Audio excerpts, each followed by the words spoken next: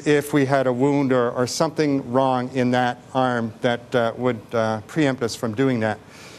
And notice that Antonella's left arm was out, and her left arm is her non-dominant arm. She's right-handed, so that's what the test is done in, because again, the studies have been done in the non-dominant arm. So having said that, we take the results of this test in conjunction with the major minor risk factors from the Canadian Osteoporosis Guidelines, and we talk to the patient about their particular risks. So in terms of the measurement, you see that it's printed out here now. It's a great tool to talk with patients about, a great discussion point. So we sit down with the patient, and I must say that this is the 5th time that Mark has done this test with Antonella. And you can see the reproducibility. Let's look at it here first. This isn't Antonella's, but this is a test result, and this is a previous test result from the same patient. Obviously, this was maybe 6 months apart or so. Theoretically, if you did it twice in a day, you'd want it there, and that's reproducibility. Well, look what has happened here.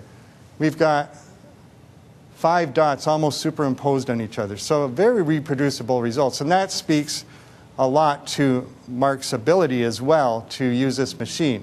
So I want to make sure you understand is don't just get this machine in, put it all together, and invite a patient in, because it doesn't work that way. It does take a little bit to get on to the technique that's required. Mark was actually doing 70 degrees on each side of the bone in terms of looking at the bone, the speed of sound through the bone. And there's a technique that's listed very accurately in the information that you'll be getting. So, again, very important, practice before you actually do it. So let's understand what these measurements mean. Well, look at this axis here.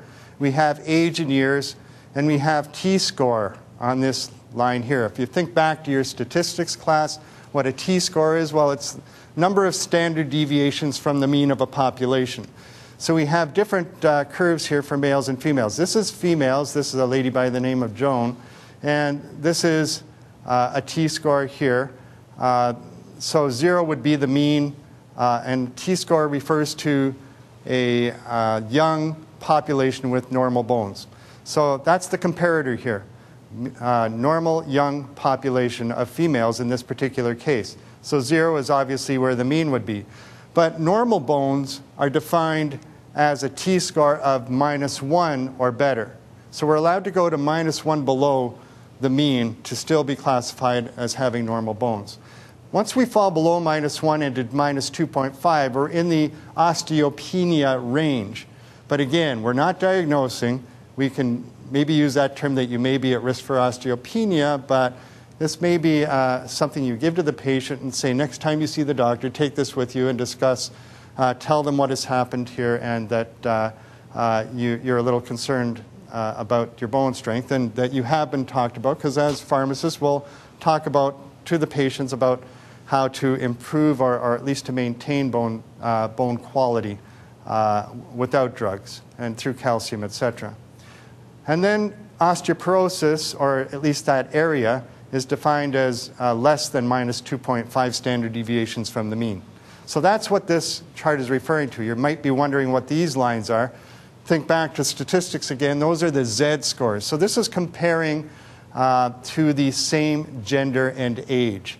So this middle line here is a woman through her lifetime. That's the mean of the ladies. And as you see, as we go through the menopausal years, we take a dive in bone quality. And the ladies, that is, of course, the population that is at highest risk for osteoporosis. So, and you'll see that. If you saw a men's Z score curve, it would be more like that and more flattened out. So, in this case, Antonella's got really fine bones. They're actually even above 0, so she's just a young chicken. And if we talk to the patient, we need to assure that the procedure is painless. Very painless. Yeah, it was very painless. It was actually enjoyable, wasn't it? It was okay.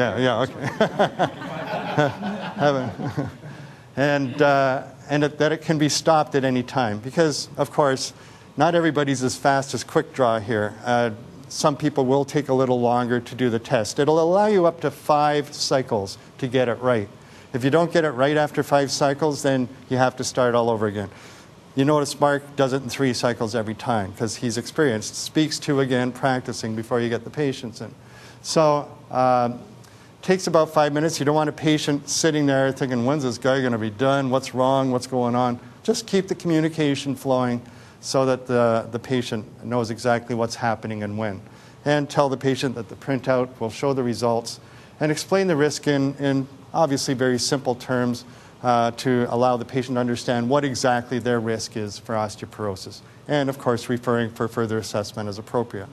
Any questions about the osteoporosis risk assessment? Yes, sir. How accurate is the wrist and finger measurements when it compares to, say, the hips or E measurements we do for T-scores and C-scores? Okay. So the question is, how accurate is the finger measurement compared to, say, a DXA hip or yeah. Fine measurements? Yeah. Well, I just want to make clear that, first of all, this is a risk assessment, so that's one thing. Secondly, technique is very important here. But it's more difficult to get the technique down with the finger than it is with the radial bone. So first of all, if you did manage to get the technique down well with the finger, I would assume that it would be as good as this. It's just that it takes a lot more practice to get it right. So in terms of the reproducibility, I think that's what's important. And we're not saying that this is replacing a DXA at all. We're saying this is giving us an idea of the risk. This is giving us an idea of the risk in collaboration with the minor and major risk factors that we talked about. We're going to take all that information together, and with that information, we're going to make a judgment call as to whether the patient should be referred to a physician or, say, take this to the physician at your next appointment, et cetera. But we can't really compare it because there's never been a study of this versus that sort of thing. So, okay. Any other questions about the osteoporosis clinic?